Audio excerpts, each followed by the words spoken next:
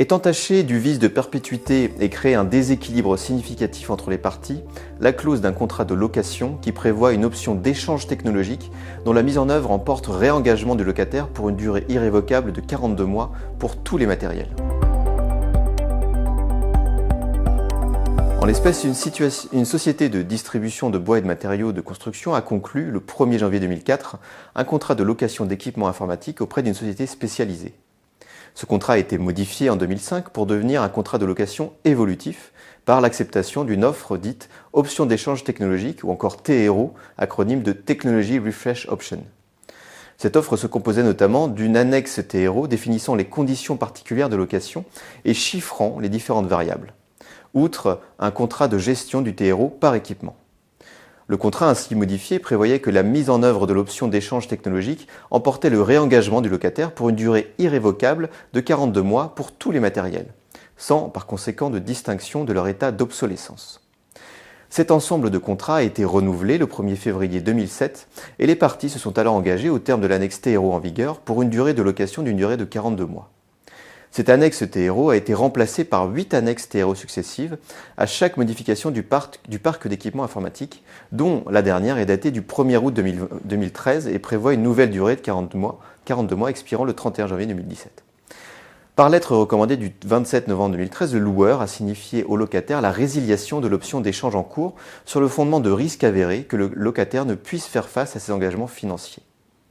Cette résiliation a eu pour effet de mettre fin à l'exercice de l'option d'échange prévue au contrat, tandis que l'annexe TRO continuait à se poursuivre jusqu'à son terme au 31 janvier 2017. Le loueur ayant refusé la proposition du locataire de négocier la rupture anticipée de l'ensemble contractuel, celui-ci l'a assigné le 28 janvier 2016 devant le tribunal de commerce de Paris, juridiction compétente en application de l'article L442-6 du Code de commerce ancienne version, pour demander que soit prononcée la nullité de l'annexe TRO du 1er juin 2023 pour cause de perpétuité et d'illégalité de la fixation du prix des loyers. Également que soit constatée l'illégalité de certaines clauses des conditions TRO et qu'elles soient réputées non écrites sur le fondement de l'article L442-6 applicable au litige. Enfin, que le loueur soit condamné à lui restituer le montant des loyers indûment perçus à compter du 1er août 2013 et à lui payer la somme de 400 000 € à titre de dommages et intérêts pour violation de son obligation de conseil. La décision de la Cour d'appel de Paris commentée ici intervient sur renvoi après cassation.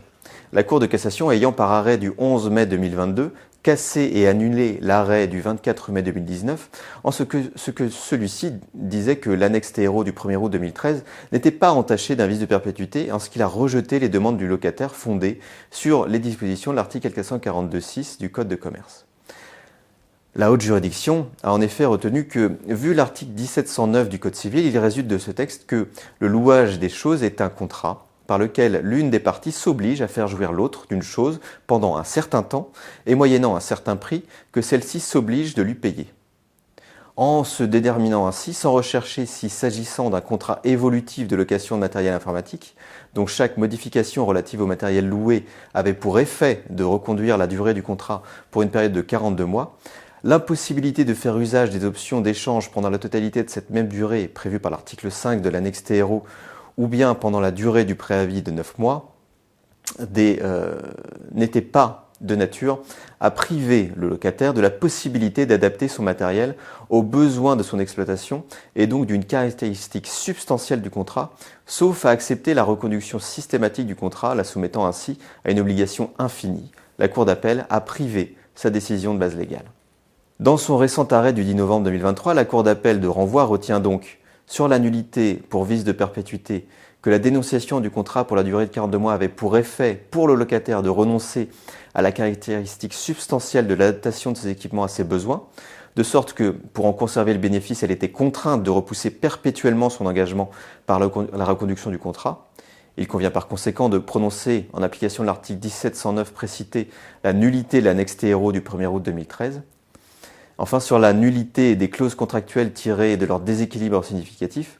la cause illicite des clauses litigieuses, c'est-à-dire la relation contractuelle indéfinie, percer un déséquilibre significatif au sens de l'article L442-6 précité. Et s'agissant du second critère d'application de ce texte, la soumission, donc tentative de soumission, la Cour retient de manière très laconique, et cela est regrettable, qu'elle est constituée par la notification de la résiliation du contrat effectuée par le loueur. Il est notable que depuis la réforme du droit des contrats de 2016, le principe de prohibition des engagements perpétuels est codifié à l'article 1210 du Code civil qui dispose « Les engagements perpétuels sont prohibés. Chaque contractant peut y mettre fin dans les conditions prévues pour le contrat à durée indéterminée ».